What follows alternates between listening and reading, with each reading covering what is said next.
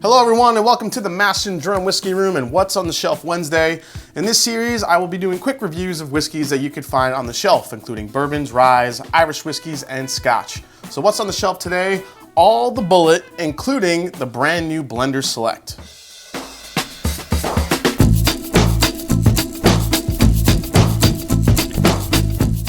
In 1987, Thomas E. Bulleit Jr. fulfilled the lifelong dream of reviving an old family bourbon recipe by starting the Bulleit Distilling Company. Inspired by his great-great-grandfather Augustus Bulleit, who made a high rye whiskey between 1830 and 1860, Tom left a successful law practice and risked everything to experience life on the frontier and make some good whiskey. A tavern keeper in 1830s Louisville, Kentucky, Augustus Bulleit was dedicated to a single goal, the creation of a bourbon in unique flavor. After experimenting with countless varieties, he finally came upon a bourbon with a character he had long sought after. But one fateful day, while transporting his barrels of bourbon from Kentucky to New Orleans, Augustus Bulleit vanished. Now, what happened is still unknown, and his creation nearly disappeared into history along with him. Today, Bulleit is made in partnership with other distilleries, but they aren't allowed to reveal which ones due to contracts. But with today's interest in reading the fine print on labels and the help of the internet, most fingers pointed to Four Roses for a while until recently, where some are thinking it's sourced from Jim Beam today. Some note that Bulleit today is still using their old stocks of Four Roses barrels until their new distillate from their new distillery comes of age. But wherever it may be coming from, Bulleit whiskey blender Ebony Major explains that sourcing liquid is more of a partnership. Bulleit headed off many of the problems that could come from changing to their own distillery later by setting their own high standards of quality with their partners. Ebony Major noted that we purchase all the materials for the distillery, everything from the grains to the yeast to the barrels, it's all selected by us. We provide it to them, including the recipe, and is made to our specifications. It's exactly what we want or we don't take it. Together with master blender Andrew McKay, they're the dynamic duo keeping Bulleit the same batch after batch and in preparation of their own distillate coming of age from their new distillery, which opened in 2017 in Shelbyville, Kentucky. What I found interesting is that it's been largely up to the Bulleit engineers to copy many of the conditions the brand's current distilling partners are using, while giving the distillery and blending teams added enhancements to allow for better control over problem areas they frequently see in trying to distill whiskey with those signature flavors. So basically each year, McKay and Major and the blending team are sourcing different flavor profiles from their stocks of aging bourbon and combining them to create an identical snapshot of the previous year's batch. With 2 mash bills, 5 yeast strains, Bulleit is the result of careful blending of own stocks with smaller quantities of others that are meant to complement the rest of the batch. So that brings us to today's reviews for Bulleit's signature Frontier Whiskey, or Frontier Bourbon, whatever you want to call it, the 10-year bourbon, their cask strength, and the brand new Blender Select. According to Tom Bulleit, great-great-grandson of Augustus Bulleit, the first batch of Bulleit bourbon was made around 1830, and its production was discontinued after Augustus's disappearance in 1860. Its original mash bill was 2/3 rye and 1/3 corn. The current mash bill today is 68% corn, 28% rye, and 4% malted barley. It's bottled at 90 proof, and it's available for about $30 for a 750 milliliter bottle. So when I did my top value bourbon video, a lot of people said that, hey, you left Bulleit off the list, and it kind of dawned on me that, yeah, I really don't think about Bulleit often enough, especially for me who likes a high rye bourbon. I like that spice and that balance of sweetness. I generally think of it as a mixer, but they do offer the 10-year, the barrel strength, and then we have the brand new release that just came out, which is the Blender Select. So let's go through the core range and see how they are and see if I'm really missing out and if I'm really kind of doing a disservice to the Bulleit brand. So let's go into the nose. So the first thing that punches me in the nose here is a orange zest, and I think that mainly comes from that high rye mash bill. It's very citrusy. I get a good mix of cherry in there. You do get the typical vanillas and caramels that are in here too, but the flavors that are sticking out here are your cherry and orange for me. Yeah, I wouldn't say it's grainy by any means, but there is a little bit of youth quality to it, a little bit of corn. But again, there's a good peppery spiciness to it, a little bit of oak as well. All right, let's go into the palate on this one and see what we get. Cheers. Really opens up with a lot of caramel for me. Starting to get some of that citrus and a little bit of that cherry note on the very back end. Let's go for another sip.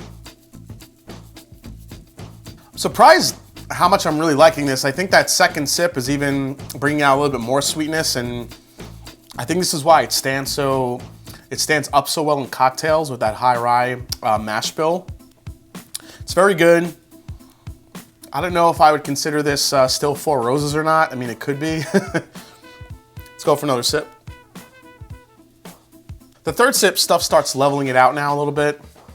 It's still very sweet, very pleasing. Good amount of oak spice, good amount of caramel, a little bit of that cherry and orange zest definitely still hangs around. It's a good solid bourbon. I can see why so many people like it. I would probably add this to the value list if I had to go back. It is a good value bourbon. Like I said, a lot of spice, good balance, and great for cocktails as well. All right, let's go to the 10-year now.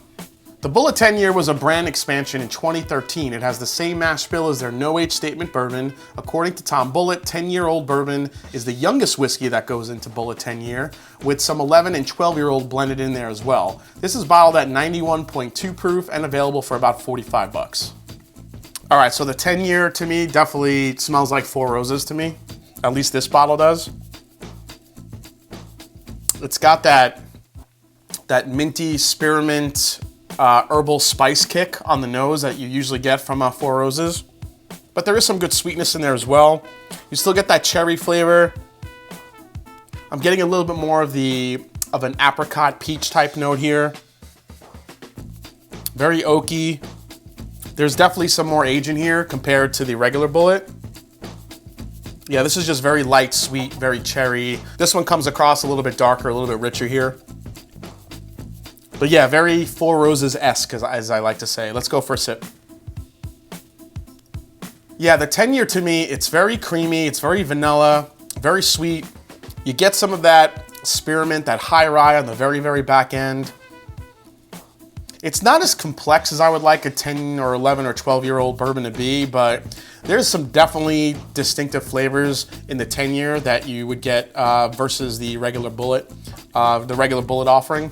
Yeah, the 10-year is extremely fruity, extremely sweet, a little bit of that rye spice. I'm actually getting more of a rye spice on the regular Bulleit, just a regular Frontier bourbon, than I'm getting on the 10-year. The 10-year is a little bit more rounded out, it's a little sweeter, a little bit more fruit forward.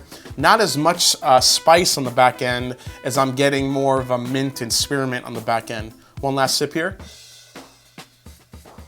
Yeah, on that third sip, the whole experience just kind of flattened out, just kind of died for me. It's really not bringing a lot to the table for 10, 11, 12-year-old whiskey. I think for 45 bucks, there's a lot better whiskey out there that you can get for this 10-year, the way this is. Hopefully, this will get a little bit better down the line once they start incorporating some of their own distillate in there. But right now, this is probably not worth it for me. All right, let's go to the Bulleit Barrel Strength now.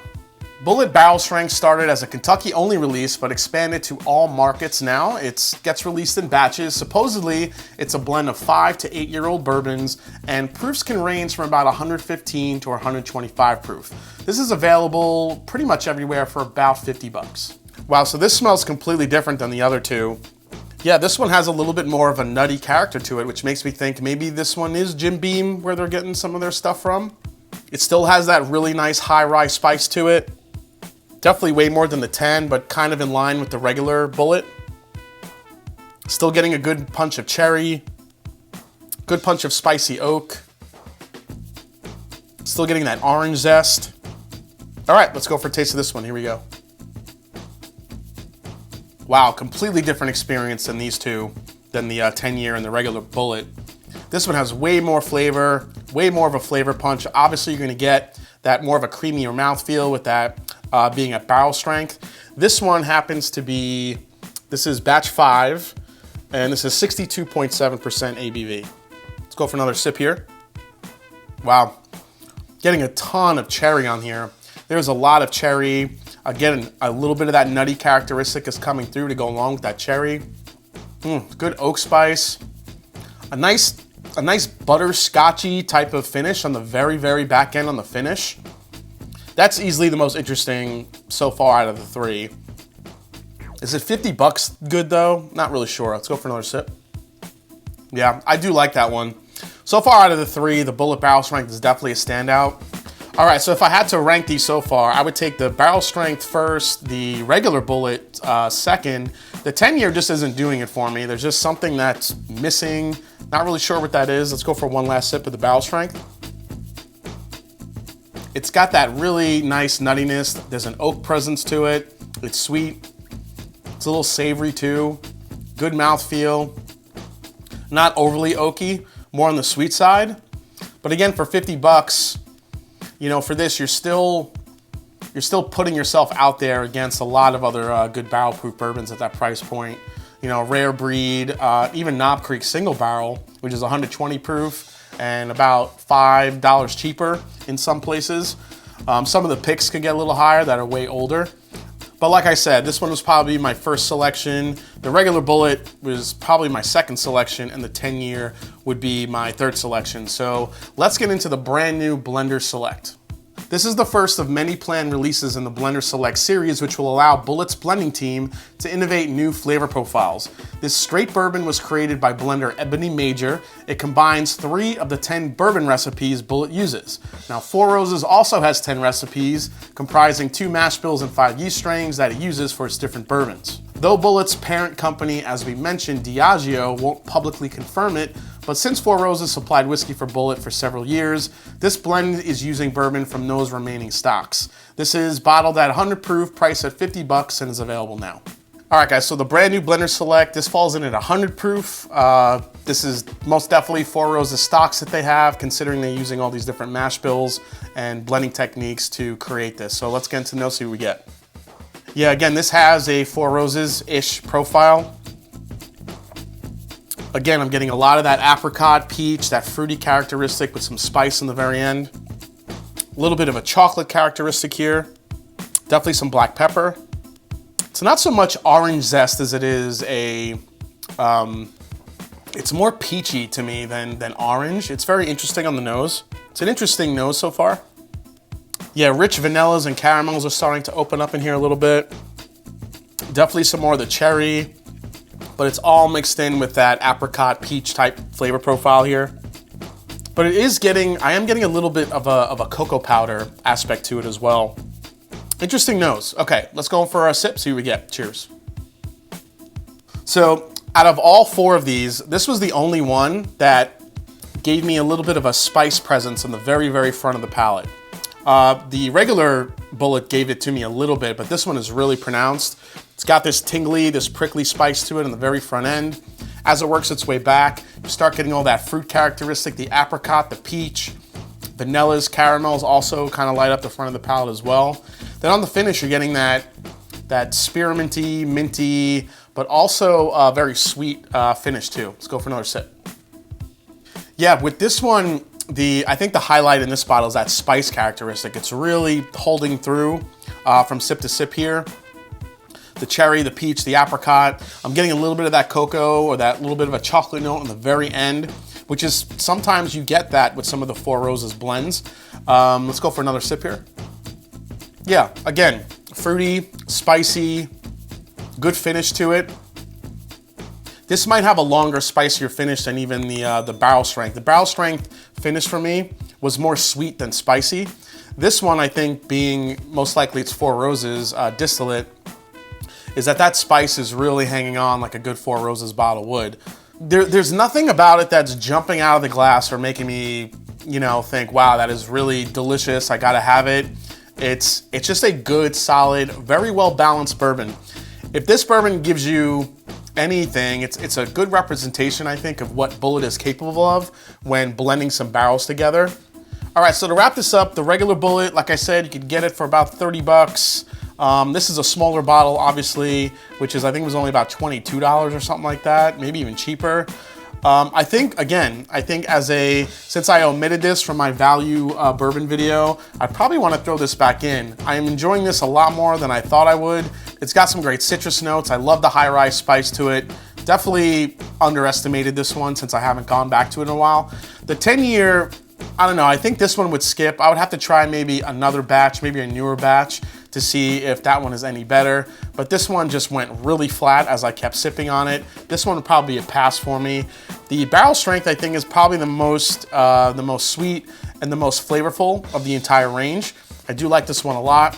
For the Blender Select, I feel like if you love Four Roses, what they do with their limited editions, you'll probably really like this one. It definitely has some nuance and flavor to it, but there's just nothing overpowering about it. But if you're a Bulleit fan, you want to try something a little bit different, this is probably, like I said, a good representation of what they can do with blending. I still don't think it's worth the 50.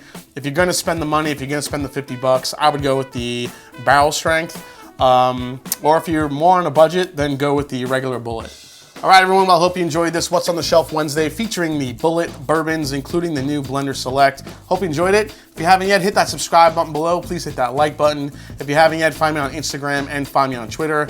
Let me know if you've had any of these, what your favorites are, if you've had the Blender Select, if you agree with me.